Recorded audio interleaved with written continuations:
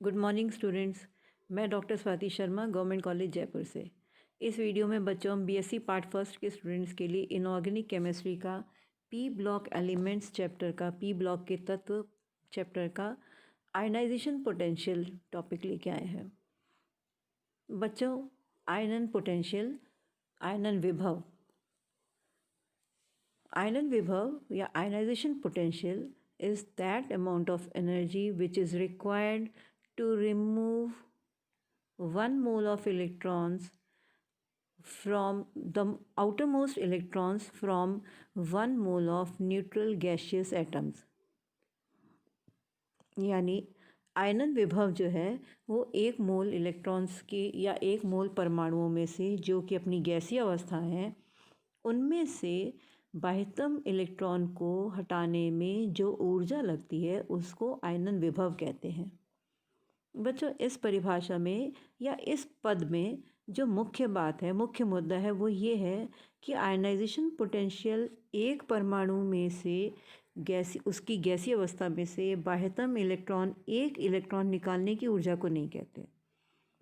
ये है 1 मोल उदासीन गैसीय अवस्था में परमाणु उनके बाह्यतम इलेक्ट्रॉनों को निकालने में लगने वाली ऊर्जा, यानी 1 मोल एटम्स में से बाह्यतम 1 मोल इलेक्ट्रॉन निकलेंगे, क्योंकि एक परमाणु को पकड़कर उसमें से 1 इलेक्ट्रॉन निकालकर उसकी ऊर्जा को नापना असंभव है। तो हम एक जो यूनिट लेते हैं, यानी आप हाइड्रोजन लेंगे, उसमें से 1 इलेक्ट्रॉन निकालेंगे तो 1 मोल हाइड्रोजन लेंगे और 1 मोल इलेक्ट्रॉन्स निकलेगा। आप सोडियम में से 1 इलेक्ट्रॉन निकाल के सोडियम कैटायन बनाते हैं तो उसका मतलब होता है आपने 1 मोल सोडियम लिया है और उसमें से 1 मोल इलेक्ट्रॉन्स निकाले हैं। अब हम इसका ट्रेंड पढ़ते हैं। आवर्त में बाएं से दाईं ओर जाने पर परमाणुीय त्रिज्या में कमी होती है। उसके कारण फर्स्ट आयनाइजेशन पोटेंशियल में भी वृद्धि होती है। जैसे जैसे साइज़ कम होगा, प्रभावी नाभिकीय आवेश बढ़ेगा तो इलेक्ट्रॉन को निकालना मुश्किल होगा। अब यहाँ पर जो हमने विशेष बात बोली है या जो हमने खास पद इस्तेमाल किया हुआ प्रथम आयनन विभव। इसका मतलब है कि जब आप किसी उदासीन परमाणु में से पहला इलेक्ट्रॉन निकालते हैं तो उसमें लगने वाली ऊर्जा को प्रथम आयनन विभव कहा जाता है। उसके बाद उस एक धनावेशित आयन में से जब आप दूसरा इलेक्ट्रॉन निकालेंगे तो उसको हम द्वितीय आयनन विभव कहेंगे। ऐसा कब होता है? जैसे सोडियम में से 1 इलेक्ट्रॉन निकाला, सोडियम प्लस बन गया, पर कैल्शियम को स्थायित्व प्राप्त करने के लिए 2 इलेक्ट्रॉन हटाए जाने की आवश्यकता है। तो जब आप पहला इलेक्ट्रॉन निकालेंगे तो प्रथम आयनन विभव होगी, फिर कैल्शियम प्लस में से दूसरा इलेक्ट्रॉन निकाला जाएगा, वो द्वितीय आयनन विभव होगी। और ये जो हम पद इस्तेमाल कर रहे हैं प्रथम आयनन विभव, द्वितीय आयनन विभव, ये मैं दोबारा बता रही हूँ 1 मोल क्वांटिटी की बात कर रहे हैं। ठीक है, तो प्रथम आयनन विभव में बाएं से दाएं जाने में वृद्धि होती है और वो इसलिए होती है क्योंकि परमाणुओं की त्रिज्या घटती है और जैसे जैसे त्रिज्या घटती है उनकी नाभिक से दूरी कम होती है। तो जब दूरी कम होती है तो उनका प्रभावी नाभिकीय आवेश बढ़ता है। यद्यपि आवर्त में बाएं से दाएं ओर जाने पर नाभिकीय आवेश में वृद्धि होती है, तथापि वर्ग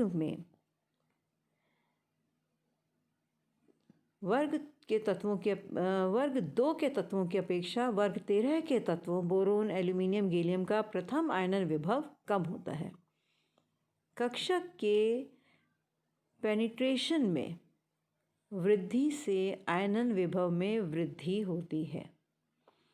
अतः पी कक्षक में से इलेक्ट्रॉन वर्ग 13 के तत्वों में पी कक्षक से इलेक्ट्रॉन निकालने की अपेक्षा एस कक्षक में से इलेक्ट्रॉन जो कि वर्ग 2 के तत्वों में निकालना पड़ता है, वह इलेक्ट्रॉन निकालने में अधिक ऊर्जा की आवश्यकता होती है। ये बात समझ में आ रही होगी। जब हम पहले और दूसरे वर्ग की बात करते हैं और फिर हम वर्ग 13 में आते हैं तो हम बाएं से दाएं ओर जा रहे हैं। तो अपेक्षित था जो हमने पहला सेंटेंस किया कि आयनन विभव में वृद्धि होती है, परंतु वर्ग 1 और 2 के आयनन तत्वों की आयनन विभव की अपेक्षा वर्ग 13 से लेकर 13 के तत्वों की आयनन विभव जो है वो कम होती है, उसके बाद फिर वृद्धि होती है। और इसकी वजह ये है कि वर्ग 13 में जो बाह्यतम इलेक्ट्रॉन है वो p ऑर्बिटल में है, और वर्ग 1 और 2 में जो आउटर मोस्ट इलेक्ट्रॉन है वो s ऑर्बिटल में है। तो s ऑर्बिटल की पेनिट्रेशन ज़्यादा होती है किसके कंपैरिजन में, वर्ग 13 के। तो जिस कक्षक की पेनिट्रेशन पावर अधिक होगी, यानी s ब्लॉक में से इलेक्ट्रॉन्स निकालना ज़्यादा मुश्किल होगा p ब्लॉक के मुकाबले। p ब्लॉक के जो p ऑर्बिटल्स जो हैं वो डबल डंबल हैं, वो ऊपर और नीचे की ओर डंबल में x एक्सिस पे, y एक्सिस पे, z एक्सिस पे होते हैं, जबकि s ऑर्बिटल जो है वो स्फेरिकल सिमेट्री वाला होता है। तो स्फेरिकल सिमेट्री वाला या जो ज़्यादा पेनिट्रेटिंग पावर वाला ऑर्बिटल होता है उसमें से इलेक्ट्रॉन निकालना मुश्किल होता है। फिर जब हम p ब्लॉक का कंपैरिजन करते हैं तो बाह्यतम कक्षक p में ही है, बाह्यतम कक्षक p ही है, और आखिरी इलेक्ट्रॉन जो वो p ऑर्बिटल में ही है। तो p ऑर्बिटल में से जब इलेक्ट्रॉन्स को निकालना है तब जो तुलना होती है, तो बाएं से दाएं जाने पर आयनाइजेशन पोटेंशियल जो है वो बढ़ता जाता है, क्योंकि आकार में कमी आती जाती है। तो p कक्षक की अपेक्षा s कक्षक की भेदन प्रवृत्ति अधिक होती है, और इस वजह से उसमें से इलेक्ट्रॉन निकालना मुश्किल होता है। कक्षकों का भेदन प्रभाव पेनिट्रेटिंग पावर निम्न क्रमानुसार होता है। s में भेदन क्षमता सर्वाधिक होती है, फिर p की उससे कम, d की उससे कम, और f की सबसे कम। वर्ग 13 के तत्वों में NH2 के परमाणु में से p इलेक्ट्रॉन को पृथक करने के लिए आवश्यक ऊर्जा की अपेक्षा वर्ग 2 के तत्वों NH2 के परमाणु में से ऐसे इलेक्ट्रॉन को पृथक करने के लिए अधिक ऊर्जा की आवश्यकता होगी। ये बात आपको ध्यान रखनी होगी, और ये आपको सवाल भी आएगा कि जबकि बाएं से दाएं जाने पर आयनन विभव बढ़ता है, तो वर्ग 2 की अपेक्षा वर्ग 13 की आयनन विभव कम क्यों है। इसका आंसर है penetration power of s is more than penetration power of p। समझ में आ गया। इसलिए बेरिलियम का आयनन विभव वर्ग 13 में बोरोन से अधिक है, तथा मैग्नीशियम का आयनन विभव एल्यूमिनियम से अधिक है। इसी प्रकार वर्ग 13 के तत्वों के द्वितीय आयनन विभव के मान प्रथम आयनन विभव के मान की अपेक्षा बहुत अधिक होते हैं। क्यों अधिक होते हैं? क्योंकि प्रथम आयनन विभव के वक्त इलेक्ट्रॉन जो निकालना होता है वो उदासीन परमाणु में से निकालना होता है। द्वितीय आयनन विभव धनायन में से एक इलेक्ट्रॉन निकालने के लिए लगने वाली ऊर्जा है। तो धनायन में से इलेक्ट्रॉन निकालना हर हाल में ज़्यादा ऊर्जा प्रयुक्त करेगा या मांगेगा। वर्ग 15 के तत्वों में जैसे नाइट्रोजन फास्फोरस के प्रथम आयनन विभव की अपेक्षा वर्ग 16 के तत्वों के जैसे ऑक्सीजन सल्फर के प्रथम आयनन विभव कम होते हैं। यद्यपि वर्ग 16 के तत्वों का प्रभावी नाभिकीय आवेश वर्ग 15 के तत्वों से अधिक है। क्यों? क्योंकि कौन कौन से आपने कंपेयर किए? वर्ग 15 के तत्व जैसे नाइट्रोजन फास्फोरस और वर्ग 16 के तत्व जैसे ऑक्सीजन सल्फर। क्या अंतर है इनमें? नाइट्रोजन का इलेक्ट्रॉनिक विन्यास देखिए, 1s2 2s2 2p3 half filled shell है, जबकि ऑक्सीजन में 1s2 2s2 2p4 half filled नहीं है, हाफ फिल्ड से एक इलेक्ट्रॉन ज़्यादा है। तो हाफ फील्ड कॉन्फ़िगरेशंस जो है वो ज़्यादा स्थायी होते हैं, जो कि हाफ फील्ड विन्यास नहीं है वो कम स्थायी होते हैं। तो नाइट्रोजन में स्थायित्व अधिक है, ऑक्सीजन में कम है। तो प्रथम आयनन विभव यानी कि पहला इलेक्ट्रॉन निकलने में लगने वाली ऊर्जा है 1403 किलो जूल्स प्रति मोल, और यहाँ पर लगने वाली ऊर्जा है, क्योंकि ये कम स्थायी है इसलिए कम होगी, 1314 किलो जूल प्रति मोल। कितनी है? 1403 और 1314। जबकि उम्मीद ये थी, ट्रेंड जो जनरल ट्रेंड दिया गया था वो ये था कि बाएं से दाएं जाने पे बढ़ेगा तो ऑक्सीजन की ज़्यादा होनी चाहिए, पर कम है क्योंकि नाइट्रोजन का इलेक्ट्रॉनिक विन्यास स्थायी है, क्योंकि अर्धपूरित पूर्णपूरित कक्षक स्थायी होते हैं। अब नाइट्रोजन प्लस कम स्थायी हो गया तो उसमें से इलेक्ट्रॉन निकलेगा, N2+ बनेगा। तो जो द्वितीय आयनन विभव है वो 2858 किलो जूल पर मोल है। और यहाँ पर ऑक्सीजन जो है वो अब अधिक स्थायी हो गया क्योंकि इसका इलेक्ट्रॉनिक कन्फिग्रेशन हो गया 1s2 2s2 2p3। तो द्वितीय आयनन विभव 3391 किलो जूल पर मोल हो गया। 2858 के मुकाबले 3391 अत्यधिक है। ये भी आपका एक सवाल है और पूछा जाता है और आपको इसका उत्तर देना होता है। और उत्तर आपको इसी में बहुत अच्छे तरीके से मिल गया कि नाइट्रोजन का इलेक्ट्रॉनिक कन्फिग्रेशन स्टेबल वाला होता है, हाफ फिल्ड होता है, जबकि ऑक्सीजन का नहीं होता है, परंतु N+ का अनस्टेबल हो जाता है और O+ का हाफ फिल्ड कन्फिग्रेशन होने की वजह से स्टेबल हो जाता है। इसीलिए नाइट्रोजन की फर्स्ट आयनाइजेशन पोटेंशियल जो है वो ज़्यादा है ऑक्सीजन के मुकाबले, लेकिन N+ की सेकेंड आयनाइजेशन पोटेंशियल कम है, ऑक्सीजन की सेकेंड आयनाइजेशन पोटेंशियल ज़्यादा है। ये चीज़ समझ में आ गई। ऑक्सीजन परमाणु के प्रथम आयनन विभव का मान कम होता है क्योंकि एक इलेक्ट्रॉन खोकर वह अधिक स्थायी विन्यास प्राप्त कर लेता है। इसी प्रकार नाइट्रोजन के द्वितीय आयनन विभव का मान ऑक्सीजन के द्वितीय आयनन विभव के मान से कम होता है। अब यहाँ पर इस टेबल में S और P ब्लॉक तत्वों के फर्स्ट आयनाइजेशन पोटेंशियल्स दिए हैं, इनको आप कंपेयर करेंगे और पढ़ेंगे। किसी वर्ग में ऊपर से नीचे जाने पर परमाणुीय त्रिज्या में वृद्धि होती है, इसीलिए आयनन विभव का मान कम होता जाता है।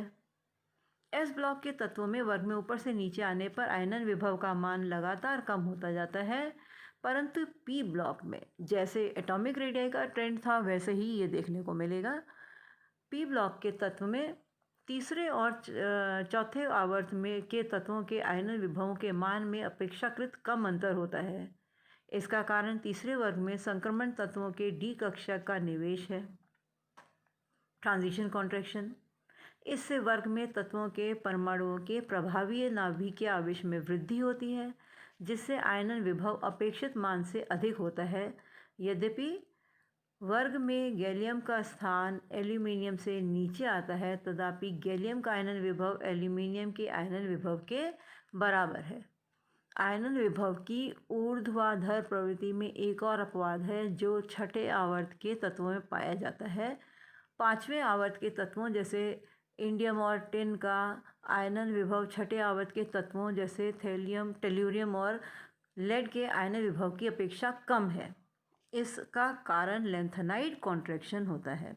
जैसे जैसे बच्चों हमने एटॉमिक रेडियाई का ट्रेंड पढ़ा था, जैसे जैसे वहाँ पे ट्रांजिशन कॉन्ट्रैक्शन का इफ़ेक्ट आया था, जैसे जैसे वहाँ पे लेंथेनाइड कॉन्ट्रैक्शन का इफ़ेक्ट आया था, बिल्कुल उसी के पैरेलल वो इफ़ेक्ट क्यों था? क्योंकि प्रभावी नाभिकीय आवेश उसी प्रकार बढ़ रहा था, घट रहा था।